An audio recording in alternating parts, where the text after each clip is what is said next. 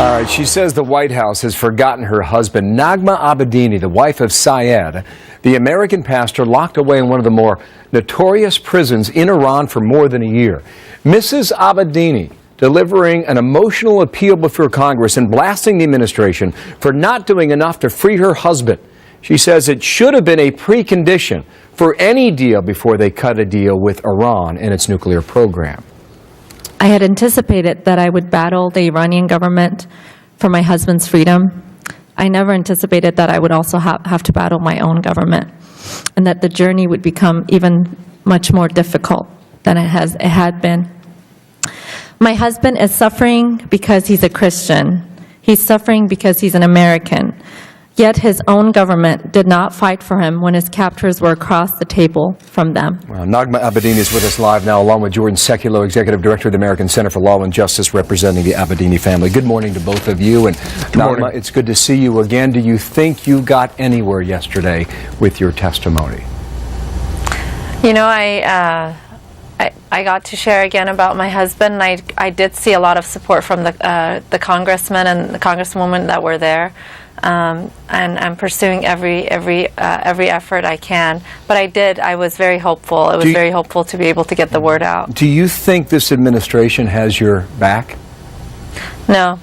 I don't think this is a priority. I think he was abandoned.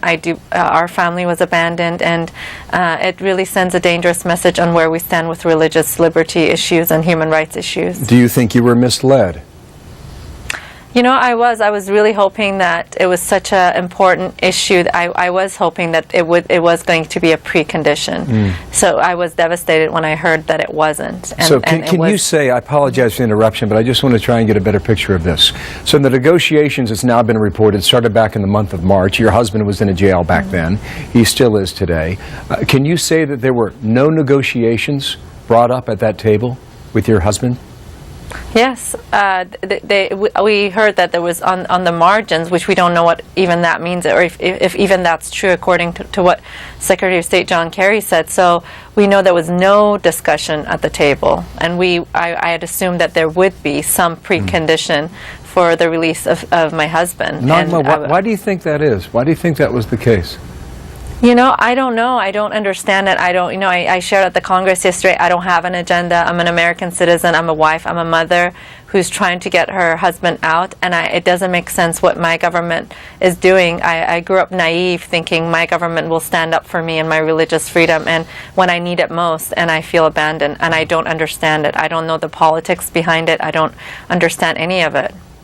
Jordan, I want to bring you into this conversation now. Sure. Do you feel the hearing yesterday helped move the ball forward at all?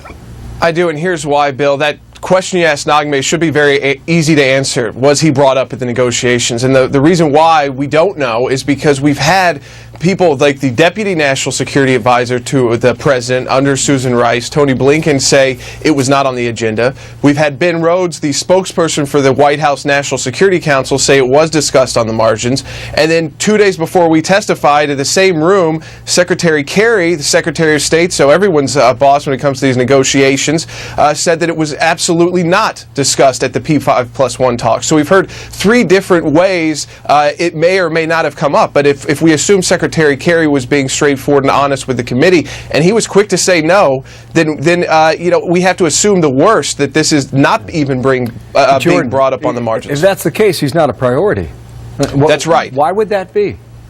I believe that there's politics at play here. I believe, Bill, there's issues involving his religious conversion at play here. Since the beginning, we've said that because he is a convert from Islam to Christianity, and this administration's priority has been trying to rush to a nuclear agreement with Iran, and has, again, betrayed Americans. And it's not just Sayeed, but I would say, as people are starting to find out more about some of the other Americans who have been held prisoner, that things are changing rapidly as this story as we fight on. As you mentioned, there's a report that an American has been connected to the CIA, and he's been held there for 6 or 7 years.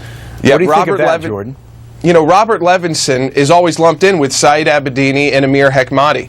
Now, Sayeed and Amir are both in prisons. We know Amir is at Evan prison, where Sayeed used to be, and Sayeed was transferred to Raja Shar last month. Robert Levinson was a former FBI agent who went missing 7 years ago, and occasionally there's been photos. The U.S. government has said all along, in fact, I was chastised by a Democrat member of Congress yesterday at the hearing, Bill, because he said, you know what, you need to understand, Mr. Sekulow, that the administration is doing everything they can. And I wonder if he was a little bit surprised when he found out, because that's his constituent, that in fact the government had paid that family millions of dollars to stay quiet about his CIA involvement. I think it's it's just so wrong for our government to even be lumping Sayeed in that category, because if Robert Levinson truly was CIA, Sayeed Abedini should not be even in the same discussions. Just in the limited time we have left, Nagma, what is your next play? What card do you throw down next?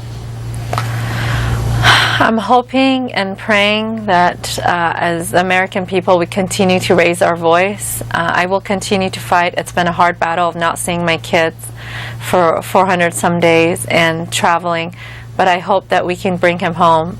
Whatever avenue, whatever doors that are open, I will step into it, and until I bring my kid's daddy home. I'm still hoping for Christmas, but I will not give up that hope, and I will not stop fighting for his release. Nagma, thank you.